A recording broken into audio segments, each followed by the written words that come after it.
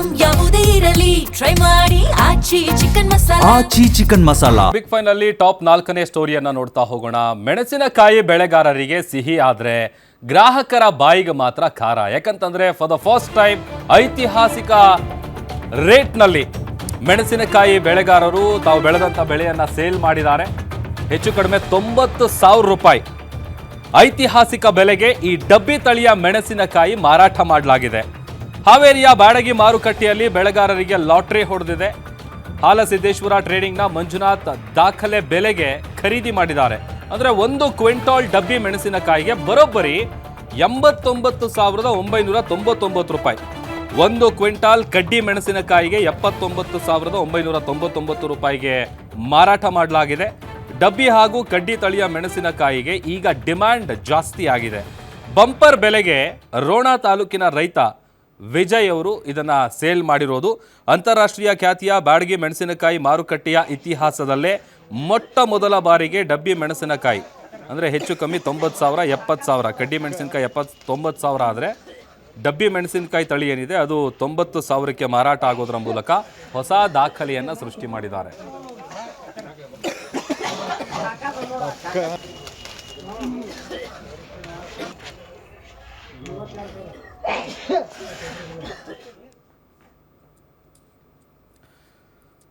ಇನ್ನು ಇದೇ ವಿಚಾರಕ್ಕೆ ಸಂಬಂಧಪಟ್ಟಂತೆ ನಮ್ಮ ಹಾವೇರಿಯ ಪ್ರತಿನಿಧಿ ರಮೇಶ್ ವಾಕ್ಥ್ರೂ ನಡೆಸಿದ್ದಾರೆ. ಬನ್ನಿ ನೋಡ್ಕೊಂಬರೋಣ. ಉತ್ತರ ಕರ್ನಾಟಕದ ಹೆಬ್ಬಾಗಿಲು ಅಂದರೆ ಹಾವೇರಿ. ಹಾಗೆ ಹಾವೇರಿ ಜಿಲ್ಲೆಗೆ ಒಂದು ವಿಶ್ವಮಟ್ಟದ ಹೆಸರು ಬಂದಿದೆ ಅಂದರೆ ಅದಕ್ಕೆ ಬ್ಯಾಡಗಿಯ ಅಂತಾರಾಷ್ಟ್ರೀಯ ಮೆಣಸಿನಕಾಯಿ ಮಾರುಕಟ್ಟೆ.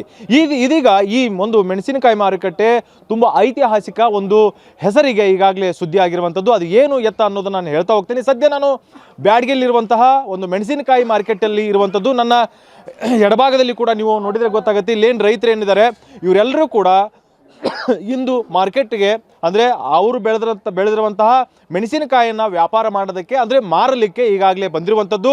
ಇಲ್ಲೇನು ಬಿಳಿ ಶರ್ಟ್ ಹಾಕೊಂಡು ನಿಂತ್ಕೊಂಡಿದ್ದಾರೆ.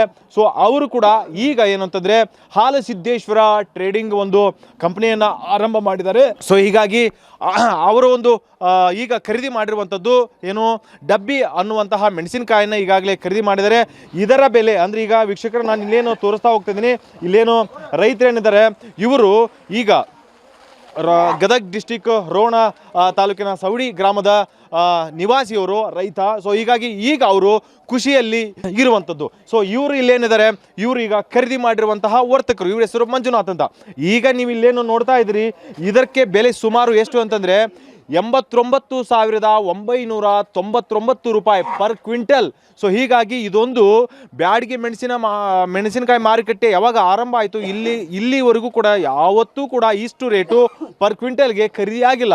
ಹಾಗಾದರೆ ಈಗ ಈ ಒಂದು ರೇಟನ್ನು ಪಡೆದಿರುವಂತಹ ರೈತ ಎಷ್ಟು ಖುಷಿಯಾಗಿದ್ದಾನೆ, ಹಾಗೆ ಈ ಒಂದು ಖರೀದಿಯನ್ನು ಮಾಡಿರ್ತಕ್ಕಂಥ ವರ್ತಕ ಯಾಕೆ ಇಷ್ಟೊಂದು ಬೆಲೆ ಕೊಟ್ಟು ಖರೀದಿ ಮಾಡಿದ್ದಾರೆ ಅನ್ನುವಂಥ ಒಂದು ಕ್ಯೂರಿಯಾಸಿಟಿಯನ್ನು ಪ್ರಶ್ನೆಗಳನ್ನು ನಾನು ಕೇಳ್ತಾ ಹೋಗ್ತೀನಿ. ಫಸ್ಟು ಖರೀದಿ ಮಾಡಿರ್ತಕ್ಕಂಥ ವರ್ತಕರನ್ನೇ ಕೇಳ್ಬಿಡ್ತೀನಿ. ಸರ್ ಏನು ಸರ್ ಇದು ಇಷ್ಟು ರೇಟ್ ಕೇಳಿದ್ರೆ ನಮಗೆ ಒಂಥರ ಶಾಕ್ ಆಗ್ತಾ ಇದೆ. ನಿಜಕ್ಕೂ ಕೂಡ ಇಷ್ಟೊಂದು ರೇಟ್ ಇದೆ ಇದಕ್ಕೆ, ಯಾಕೆ? ಹೌದು ಸರ್, ಇದಕ್ಕೆ ರೇಟ್ ಇರೋದು ಯಾಕೆ ಅಂತಂದರೆ ಇದು ಪ್ಯೂರ್ ಆರ್ಗ್ಯಾನಿಕ್ ಆಗಿರೋದ್ರಿಂದ, ಇದು ಬಯಲು ಭೂಮಿಯಲ್ಲಿ ಬೆಳೆದಿರೋದ್ರಿಂದ ಬೀಜಕ್ಕೆ ಮತ್ತು ಮುಂದಿನ ನಮ್ಮ ಬೀಜ ಮುಂದೆ ಬೆಳೆಯೋದಕ್ಕೆ ಅನುಕೂಲ ಆಗುತ್ತೆ ಅಂತಂದು ಆ ರೇಟಿಗೆ ಇದನ್ನು ಖರೀದಿ ಮಾಡಿರೋದು.